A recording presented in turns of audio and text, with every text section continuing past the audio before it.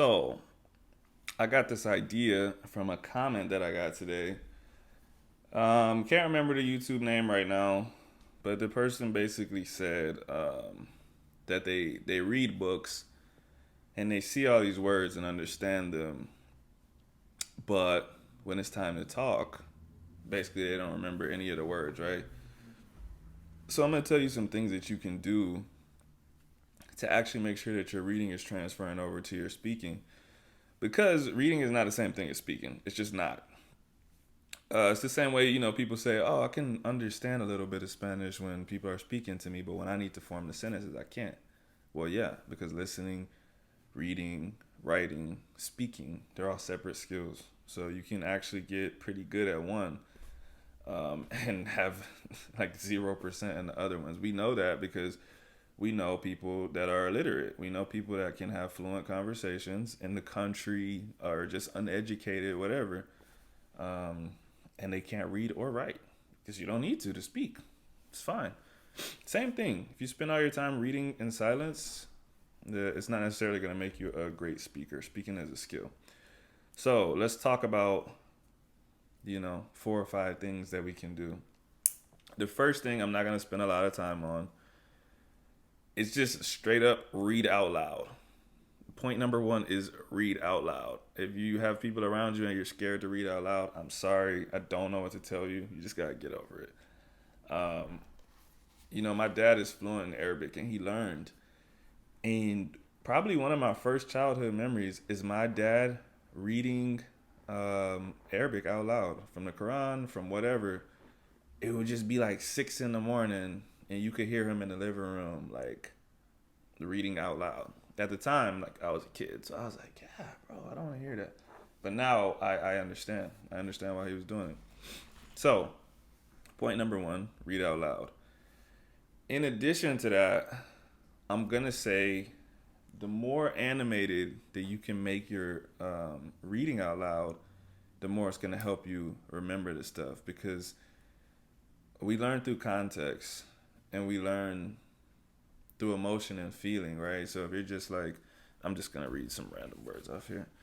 El cuarto no tiene mucha. It's like, bro, that's boring. Like, yeah, you're probably going to forget a lot of that.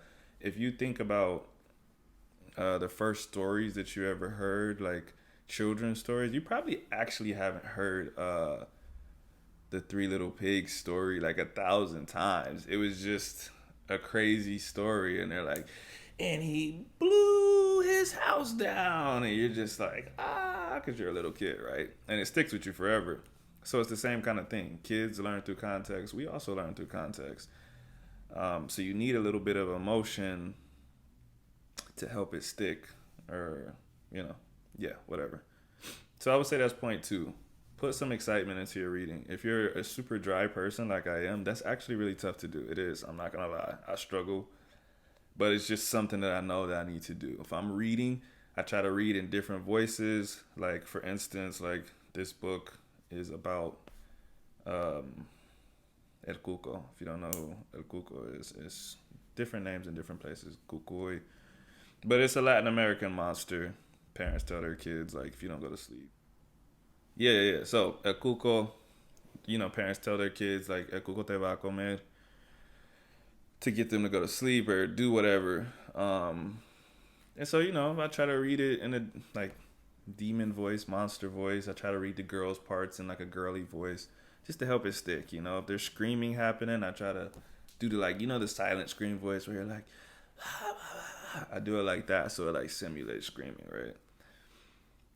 Next point.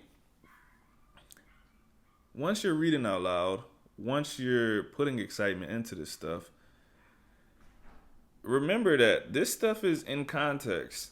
And this person has put these words on here, but you also have to practice saying stuff. Like, kind of like mindlessly reading it is kind of not enough, right? So you have to do a little bit of work. I would say, anyways, if you want to really improve, you have to do a little bit of work. So I'm just going to pick like a few words off of the page and just explain what I'm talking about. Let's pretend that I don't know a word that I just read. right here it says, no le respondo. Let's pretend I don't know what responder means, right? Now that I have just read this word and I understand it in context, responder. Okay, I already know respondo is for me. It's the first person form. It will be good if I now take this word that I don't know and think like, how would I say you respond? Respondes. How would I say he responds? Usted responde, right? Or how would I say like I'm gonna respond to you? Te voy a responder. Like I'm gonna basically practice. It's not like actually studying, but it's practicing the stuff that you're learning to help cement it in your mind. Further along with that point, this is controversial. Not controversial, but I mean it's up for debate. It's based on your learning style, but this is just my advice to you. I wouldn't look so much stuff up. I would try to learn it through the words, right? Instead of like seeing a word that you don't know and saying, what is this? And looking it up, you just take the context and you keep reading. So there's one or two options. One, it's gonna explain itself in like the next sentence. Or two, it's not gonna explain itself because it's such a rare word that you don't need to look it up. You don't even need to know it. Like there's words in English that I see sometimes. I'm like, don't know what that means, and I don't care because I've never heard it before, and it's been 30 years. So clearly, it's not that common of a word. It's not gonna pop up in daily conversations. Maybe the next time I see it, I'll understand it. Could I look it up? Sure, you can look up whatever you want. But if you're reading something that's like pretty advanced or intermediate and you see it one time in the whole book, it's probably not a common word, or else you would have saw it like 100 times. And if you're gonna see it 100 times, you don't need to look it up because eventually you'll understand it. So again, let's take a section. I'm just gonna kind of like read something random. I've already read this, so I'm kind of gonna give you some background because I want you to think about what I'm saying and try to come up with the answer, right? Before I say it. So in this scene, there's a mom, and she has brought a woman into her room, and her daughter is watching. They're like a family that practices medicine, but like homemade medicine. You know what I'm saying? So here she says, "Mami toma un gancho de alambre." If you don't know what gancho is, and you don't know what alambre is, I'm going to give you a clue. Gancho, it means hook, but people use it to talk about hangers too. So in boxing, like a hook, es un gancho.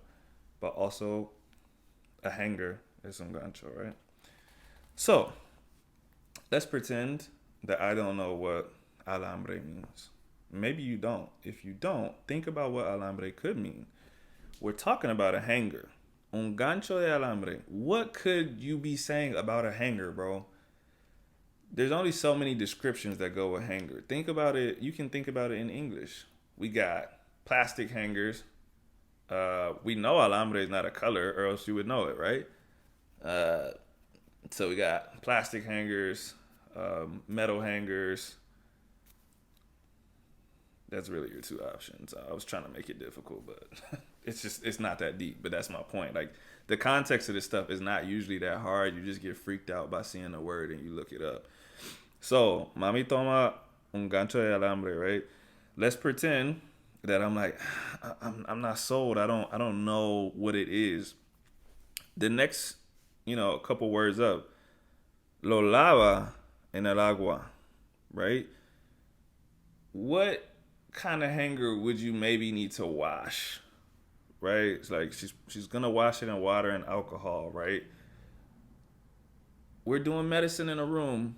We're washing a hanger. If you don't know what's coming next, you're gonna be shocked. I could already tell you, like, I know enough about homemade medicine. Okay, the next sentence. Le introduce el alambre a Perla. Perla is the woman that came over, right? Por la cavidad vaginal y lo empuja hasta su útero. If you don't understand that, she has introduced this hanger into Perla's vaginal cavity up until her uterus. What is she probably doing? She's performing a homemade abortion.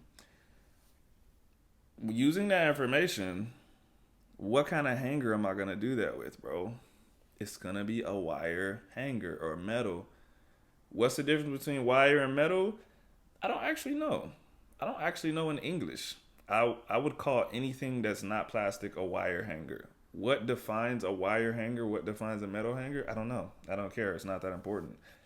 And so that is something that you need to think about in Spanish too. The purpose of language and words is so that the person that we're talking to understands what we're talking to. If you say a metal hanger, I'm not going to be like, oh, I thought that was called a wire hanger. I'm going to be like, oh, okay, cool. I probably will always say wire hanger. I don't know the difference between a wire hanger and a metal hanger. If you want to comment and tell me, you can, but I won't care. So my point is, literally within 2 sentences, the context of alambre was revealed. I didn't have to. You don't have to Google it. You don't have to do translate. That is how you end up thinking in English, because then you're gonna be like, oh, alambre is wire. How do I say wire hanger again? What's hanger? Oh, hanger is gancho. Okay, un gancho de alambre. You don't have to do that. From the context, you're gonna make a mental picture. When you read all of that and you see un gancho de alambre and you see la cavidad vaginal, all of that, like, you're making a mental image whether you know it or not. And for that, you're gonna have an image of a wire hanger in your mind. You don't need to look it up in English. And for that, like I said, you're gonna recall it faster because there's no translation happening. You're just like, un gancho de alambre. Like, when you see it, it's gonna pop up. So, one more. The demon's talking to her. I know this is a weird book, but the demon, El Cuco, he's talking to this little girl, and he says, "Saciarás mi sed." Let's pretend like I don't know what saciar means. Sed. I know what sed is. I know what thirst is. What can you do to thirst? There's only so many things you can do to thirst, bro. Especially if you're talking to someone and you say, are you going to do this to my thirst? Especially in the context of a demon. Obviously, it's quench. If you didn't get that, I'm sorry. Obviously, it's quench. So now I know saciar is to quench, right? And it's probably the same in English, where you can quench thirst, you can quench fire. Like, quenching is quenching. If you don't know what quench is in English, then I guess you would have had a problem. But actually, it might not even be a problem. The fact that you don't know what quench is in English, you would have understood the context in Spanish. And then, like I said, you don't have an English translation to make. You're just like, all I know is saciar. So it's just going to pop up in your head. So let's summarize this. Read out loud.